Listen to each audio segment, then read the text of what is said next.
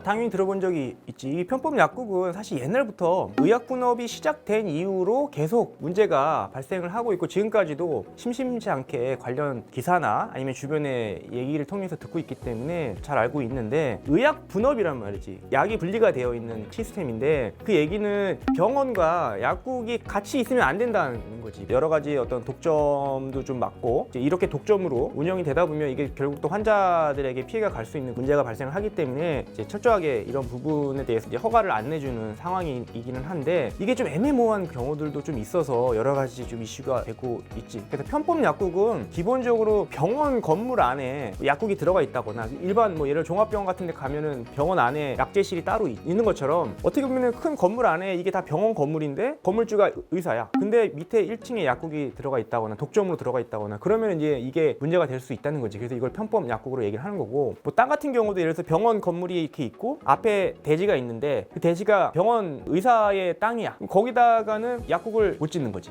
그런 것도 다 편법 약국에 해당돼. 왜냐면은 의사 건물, 의사 소유의 병원 소유의 어떤 건물이나 대지나 이런 데는 약국이 들어가기가 어렵다. 이제 그런 게 이제 의약 분업의 어떤 취지에 어긋난다라고 볼 수가 있는 거지. 그래서 이제 뉴스에 나온 것도 이제 그런 이제 내용이고, 그래서 이제 보통 건물인데 1층에 약국이 있는 경우가 있고 약국만 들어가서는 안 되고 다른 업종이 꼭 있어야 돼. 그리고 병원이 있는 상태에서 또 약국이 들어가는 건 안 되는데 약국이 있는 상태에서 병원이 들어가면 돼. 그러니까 왜냐면 병원이 일단 있는 상태에서 들어가는 거는 문제가 된다라고 보는 거지. 근데 이제 약국이 먼저 들어간다는 얘기는 우린 병원 없이도 일단 개업했다, 개국했다 이렇게 얘기할 수 있는 거니까 그때는 또 허가를 내주기도 하고, 또 다른 업종이 꼭 껴 있어야 돼. 약국만 있으면 또 안 돼.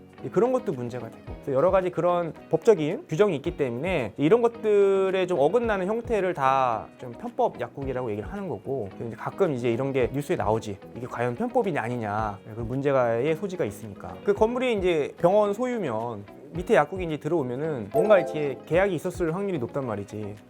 독점으로 해주는 대신에 뭐 내부적인 어떤 계약이 있었을 수 있고 하기 때문에 이제 문제가 될 수도 있는 거죠. 이게 실제로 내가 하고 있는 약국도 처음에 이제 그 약국을 이제 들어갈 때 확인했던 게 뭐냐면은 그 병원이 있었는데 그 앞에 편의점이 하나 있어. 편의점이 누구 건가 봤더니 의사의 자식 거야. 근데 만약에 내가 지금 1번 자리인데, 제일 가까운 자리인데 이 편의점에 약국이 만약에 생겨버리면 내가 2번, 3번으로 밀려날 수 있어. 그럼 나는 이제 위험 부담을 감수하고 내가 들어갈 것이냐 이런 것들을 좀 확인을 해봤는데, 그래서 나도 이제 보건소에 전화를 해보고 보건소장님이랑도 통화를 해보고 다 확인을 해봤는데 여기는 절대 약국이 들어올 수 없는 자리입니다 라고 확인을 받아서 내가 이 약국에 들어갔던 거거든. 근데 그런 게 만약에 확실하게 내가 확인을 못한 상태였으면은 굉장히 리스크가 크기 때문에 들어가면 안 되지, 그런 약국은. 왜냐면 내가 여기 권리금을 되게 많이 주고 들어갔는데 내 앞에 다른 약국이 생겨버려. 그러면은 내가 다 뺏기니까 안 되지. 또 실례로 예전에 아시는 분 같은 경우는 종합병원 앞이었는데 종합병원 앞에 약국 자리가 있어, 땅이 있는데 그게 옛날에는 병원 땅이었어. 근데 그 병원이 땅을 다른 사람한테 팔아서 그 자리다가 원래 병원에 약국을 하려고 했어. 병원에서 임대를 주고 약국을 하려고 했었는데 병원 땅이니까 보건소에서 허가를 안 내주는 거야. 그 의사가 그 땅을 팔았어, 다른 사람한테. 약간 편법으로 판 것 같아. 그러니까 아는 지인한테 판 것 같아. 팔았는데 보건소 담당자가 바뀌었어. 그러니까 그간의 히스토리를 잘 몰라. 봤더니 여기는 병원 땅이 아니야. 허가를 내줬어. 그 병원이랑 가장 가까운 자리에 약국이 생기니까 떨어져 있는 약국들은 줄줄이 다 망했지, 하나 때문에.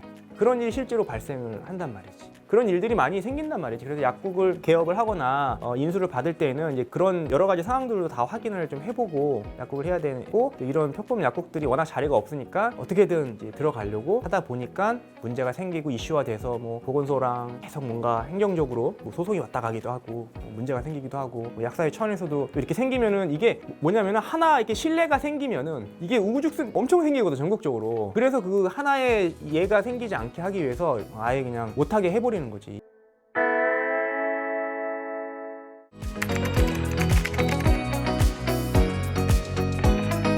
이게 독점이 아니라는 모습을 좀 보는 거지. 이것도 좀 어떻게 웃긴데, 다른 업종이 하나 있으면서 약국이 들어가는 거는 전체적인 그 상가가 오로지 다 병원이 아니라고 볼 수 있는 거지. 근데 이제 카페가 없이 약국만 있다는 거는, 병원 전체 약국만 있다는 거는 이거 누가 봐도 병원 안에 약국이 있는 것처럼 보여지니까 문제가 된다는 거지. 그러니까 이제 보건소에서 허가를 안 내주지. 그래서 이제 이런 것들을 이제 편법이라고 얘기하는 거지. 그래서 실제로 카페를 사업자만 내놓고 운영을 안 하는 데도 있고, 뭐 이런 건 편법이지. 예를 들어서 그렇잖아. 누군가 아니 지인한테 그냥 개설자만 해, 여기 임대만 해서 임대비로 내가 예를 들어서 뭐 낼 테니까 여기 할 테니까 네가 이제 지인한테 해가지고 오픈해. 그래서 가짜로 영업하는 거지. 근데 하다가 안 되니까 폐업하거나 뭐 이래버리면 또 나중에 그게 이제 슬그머니 없어지는 경우도 있고. 그래서 이런 경우 편법이라고 하는 거지. 다른 업종을 끼워 넣는 거야. 내가 약국을 하기 위해서.